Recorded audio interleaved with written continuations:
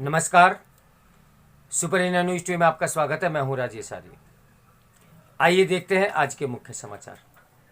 समाचार विशेष, सुधारों को झटका देने वाला फैसला। यह दलील बहुत गले नहीं उतरती है कि सरकार महज प्रदर्शनकारियों के दबाव में आकर कृषि कानूनों को वापस लेने के लिए मजबूर हुई। गुरु नानक जयंती के अवसर पर तमाम लोग प्रधानमंत्री नरेंद्र मोदी को लेकर यही उम्मीद लगाए बैठे होंगे कि वे किसी न किसी गुरुद्वारे अवश्य आएंगे। पंजाब में आसन विधानसभा चुनावों को देखते हुए उनके अमृतसर जाने की संभावना भी जताई जा रही थी। मोदी का व्यक्तित्व जिस प्रकार आश्चर्यचकित करने वाला है, उससे ऐसी अटकलें भी लगाई जा रही थी कि वह फिर से खोले गए करतारपुर कॉरिडोर गुरुद्वारा दरबार साहिब में भी जा सकते हैं। ऐसे अनुमानों के बीच जब यह घोषणा हुई कि प्रधानमंत्री सुबह 9 बजे राष्ट्र के नाम संबोधित करेंगे, तो हर कोई हैरत में पड़ गया। गुरु पर्व से जुड़े शुरुआती संबोधन के बाद जब प्रधानमंत्री खेती और किसानों के हित में अपनी सरकार द्वारा उठाए गए कदमों का ब्यौरा देने लगे, तो अंदाजा लगाना मुश्किल हो गया कि वह किस दिशा में जा रहे हैं। उन्होंने कृषि कानूनों की पृष्ठभूमि को समझाना शुरू किया। विशेषज्ञों की राय और छोटे एवं सीमांत किसानों के प्रति फिक्र जताने के साथ ही उन्होंने उस बड़े तबके को धन्यवाद दिया जिसने उन सुधारों का समर्थन किया। फिर वह किसानों के विरोध प्रदर्शन वाले बिंदु पर आए। उन्होंने जोर देकर कहा कि कुछ राज्यों के किसानों का एक छोटा वर्ग ही इन सुधारों का विरोध करने पर अड़ा हुआ है। उन्होंने प्रदर्शनकारी किसानों से सरकार की वार्ता के प्रयासों का उल्लेख किया कि वह गतिरोध का हल निकालने के लिए किस प्रकार सक्रिय थे। ऐसे संभावित स्वीकार्य हल में कानूनों को निलंबित करने का प्रस्ताव भी था। स्पष्ट है कि वे प्रदर्शनकारी किसानों के अड़ियल और आंतरिक रवैये की ओर संकेत कर रहे थे। आखिर में जब उन्होंने ऐलान किया कि कुछ असंगत और प्रदर्शनकारी समूह की इच्छा को देखते हुए सरकार इन कानूनों को निरस्त कर रही है, तो इस घोषणा ने सभी को चकित कर दिया।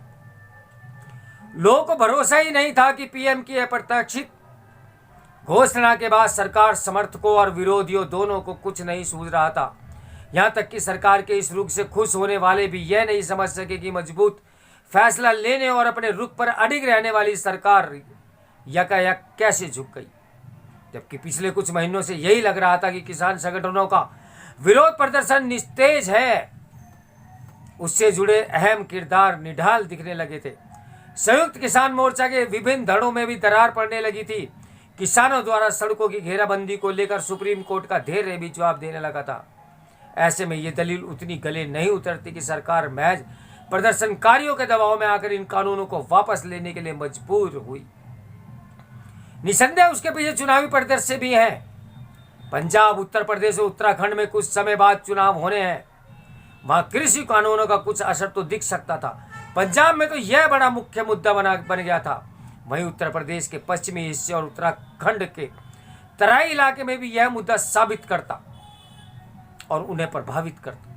वैसे इतना बड़ा फैसला केवल चुनावी फायदे को देखकर नहीं लिया गया होगा, जिस पर नरेंद्र मोदी ने अपनी भारी राजनीतिक पूंजी दांव पर लगा रखी थी। ऐसे में इसके और बड़े निहितार्थ रहे होंगे। उन्होंने सरकार को इतना बड़ा यू टर्न लेने को बाध्य कर दिया। एक अनुमान तो यही है कि राष्ट्रीय सुरक्षा को लेकर सरकार की चिंता बढ़ी। कैप्टन अमरिंदर सिंह प्रदर्शनकारियों के बीच खालिस्तानी और पाकिस्तानी तत्वों की बढ़ती पैठ को लेकर लगातार आगाह कर रहे हैं। इससे पंजाब में 3 दशक पहले जैसी अशांति एवं अस्थिरता का खतरा बढ़ रहा था, ऐसे तत्वों का तराई इलाके में भी प्रभाव है, जहां सिखों की बड़ी आबादी रहती है। पाकिस्तान में बदलते घटनाक्रम को देखते हुए सरकार ये जोखिम नहीं हो ले सकती थी। ऐसे में ये कदम उन तत्वों को मात देने और शिरोमणि अकाली दल भाजपा और अमरिंदर सिंह के नए राजनीतिक धड़े के बीच गठजोड़ की राह खोलने वाला एक दांव हो सकता है, ताकि पंजाब में राष्ट्रवादी ताकतों को मजबूती दी जा सके।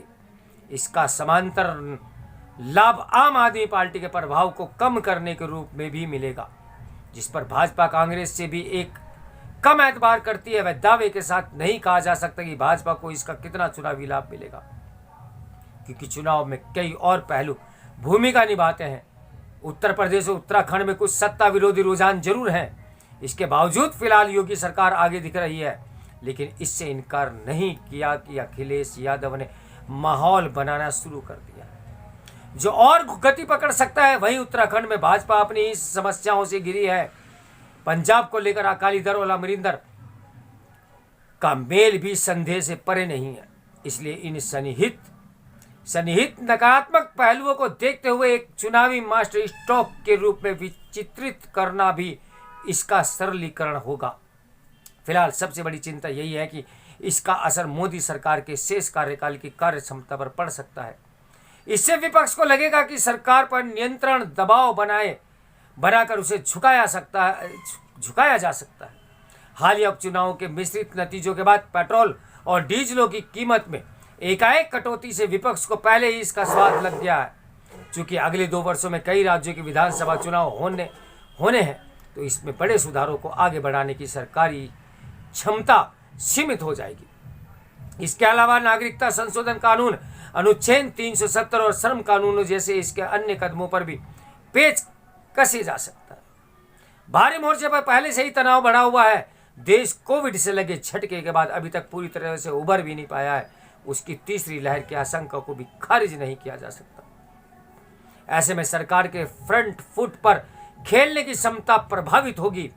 दिलचस्प है कि कानून वापसी का ऐलान करते हुए भी प्रधानमंत्री ने उनकी खासियतों को जोर देकर कहा कि प्रदर्शनकारी उनके फायदों को नहीं देख सके। उन्होंने यह भी कहा कि इन कानूनों को जल्दबाजी में लागू नहीं किया जा सकता, यानी अगले आम चुनाव से पहले तो बिल्कुल भी नहीं। इसका सबसे बड़ा नुकसान देश में कृषि सुधारों के भविष्य को भुगतना होगा। इस समाचार के लेखक राजनीतिक विश्लेषक एवं वरिष्ठ स्तंभकार हैं। तो मेरे साथ बने रहिए सुपर इंडिया न्यूज की ऐसी ही न्यूज के लिए। मैं हूं राजेश आर्य। नमस्कार।